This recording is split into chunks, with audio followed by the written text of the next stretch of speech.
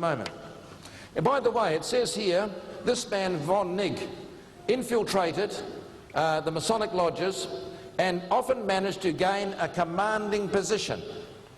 Now, most men would not know this. They wouldn't know that in the top degrees there are men who understand what I'm saying, but in the lower degrees they do not understand these things. The only people who understand these matters to do with the New World Order in the lodge are called the sages, the elect, and the adepts. And these men belong to the esoteric degrees and are very keen on setting up a one world government or a one world political system and a one world church. Now, in the light of the information you've heard, let's now explain the seals on the dollar to you before we go any further. First of all, we notice that the eye in the triangle is the eye of Satan or Lucifer. The 13 layers now refer to the 13 power groups who are setting up the one world government or the New World Order. Which of you remember George Bush speaking just prior to the Gulf War? Do you remember? He came on television and he said the words, New World Order. Then he said again, New World Order. And then he referred to 1,000 points of light. I thought to myself, what a strange thing for the President of the United States to be saying. What is the meaning of the words, 1,000 points of light? And I discovered it means that there are about 1,000 Illuminati groups in the world today who are setting up the New World Order. If you think you know the name of the group who is setting it up, there are probably 999 other groups that you do not know about. They are called 1,000 points of light. Down the bottom of the seal here, of the pyramid, you see also the date 1776 in Roman numbers. That is the date May the 1st when the Illuminati was inaugurated, not July the 4th, the Declaration of Independence. What do you know about May the 1st? That is the day when the communists and the socialists march all around the world. It is called May Day, and the witches are very, very fond of May Day. Did you know that? Witchcraft is very, very fond of May Day. Now we move on. We notice that there are two Latin words at the top here. The words are annuit chaptus, which means announcing the birth of. If you're taking notes tonight, would you write it down, please? Announcing the birth of. Down the bottom here, the words are Novus Ordo Seclorum. A friend of mine from Johannesburg wrote to Oxford University to get the correct meaning of the word seclorum because it has been variously translated. Oxford University wrote back, and I have a copy of their letter. They said the word seclorum is where the word secular comes from.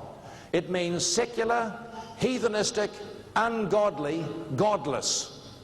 Secular, heathenistic, ungodly, godless. And the word novus means new, and the word ordo means order. In other words, Lucifer, the eye in the triangle, is saying we are announcing the birth of a secular, heathenistic, ungodly, godless, one world government, one world church, one world money system, and one world law system or judicial system.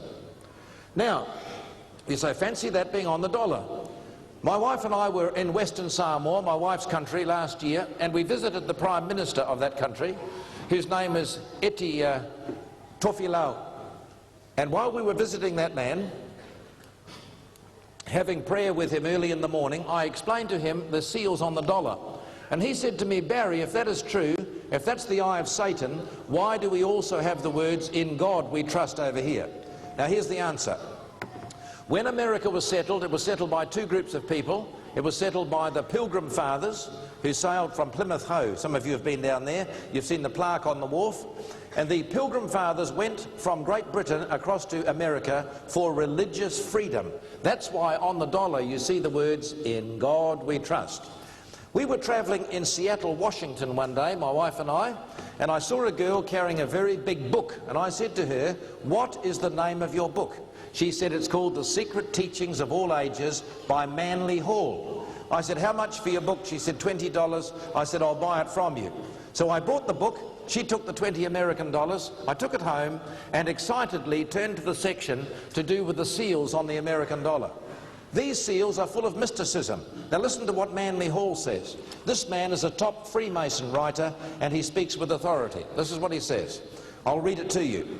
Not only were many of the founders of the United States government Masons, but they received aid from a secret and august body existing in Europe, which helped them to establish this country for a peculiar and a particular purpose. I'll put that on the board for you, peculiar. So America was settled for a peculiar and a particular purpose, known only to the initiated few. Who are the initiated few altogether? The sages, the elect, and the adepts. These people know the particular and peculiar purpose for which the United States of America was settled in the first place. And so we read on what Manly Hall says. The Great Seal is the signature of this exalted body, unseen and for the most part unknown, and the unfinished pyramid on its reverse side is a trestle board setting forth symbolically the task to the accomplishment of which the United States government was dedicated from the day of its inception. Now this is very important knowledge you're hearing tonight. You understand they're having the elections next year in America, 1996, and whoever wins the election could be the final president of that country. It's very, very interesting because America is now coming to the culmination of history. The peculiar and particular purpose is about to be revealed as they want to set up a one world government over which they will be in control in some way. Now we move quickly on. I now put the next one on. Have a look at this. We turn the page in Manly Hall's book and we find the following. European mysticism was not dead at the time the United States of America was founded. The hand of the mysteries controlled in the establishment of the new government, for the signature of the mysteries may still be seen on the Great Seal of the United States of America. Careful analysis of the seal discloses a mass of occult and Masonic symbols, chief among them the so-called American eagle. Now, if I was to ask you tonight, what is the symbol of America, what would you say? Call it out, friends. The eagle. Now, what does Manly Hall say that bird is? He says it's not an eagle at all. He says the American eagle upon the Great Seal is but a conventionalized phoenix. Now, what's a phoenix? A mystical bird that rises out of its own ashes. You remember in the book of Genesis chapter 11, men's first attempt to set up a one world government was called the Tower of Babel. God destroyed the Tower of Babel because he didn't want it to operate. In the last days, the phoenix is rising from the ashes of the Tower of Babel.